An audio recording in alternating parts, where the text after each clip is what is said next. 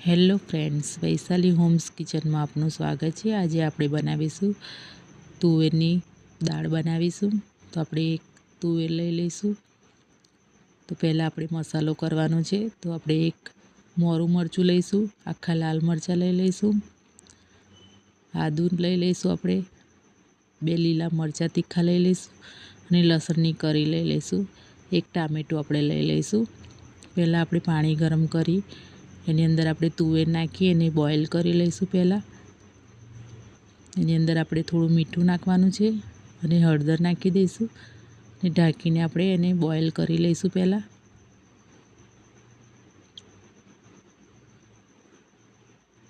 આપણે લસણ નાખી દઈશું મિક્સર જારમાં, આખા લીલા મરચાં, આદું, તીખા મરચાં નાખી દઈશું અને લાલ મરચાં નાખી દઈશું અંદર, ને થોડું પાણી નાખીને આપણે એની ગ્રેવી તૈયાર કરીશું।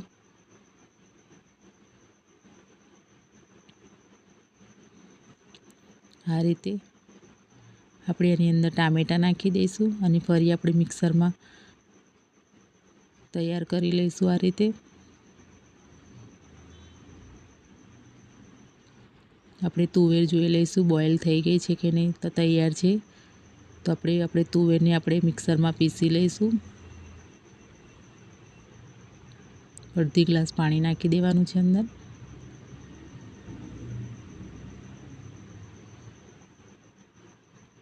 આ રીતે આપણે તૈયાર કરી લઈશું। આપણે પેનમાં નાખીશું 2 ચમચા ઓઇલ, જીરું નાખી દઈશું અંદર, અડધી ચમચી આપણે રાઈ નાખવાની છે,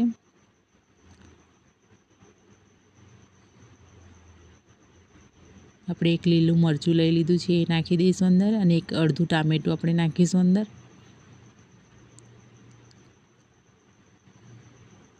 અહીંયા મેં લીલું લસણ લીધું છે, તમારે લીલું લસણ ના જોઈતું તો તમે સ્કીપ કરી શકો છો।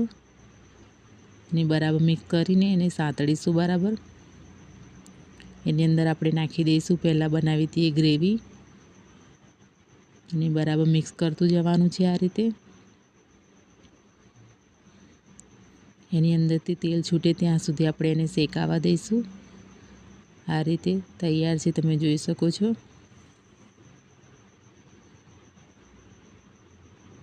આપણે નાખીશું હળદર અડધી ચમચી, 1 ચમચી આપણે લાલ મરચું નાખીશું,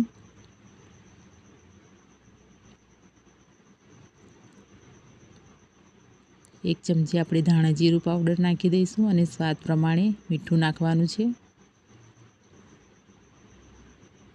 હવે આપણે મિક્સ થઈ ગયું છે તો એની અંદર નાખી દઈશું તુવેર પીસેલી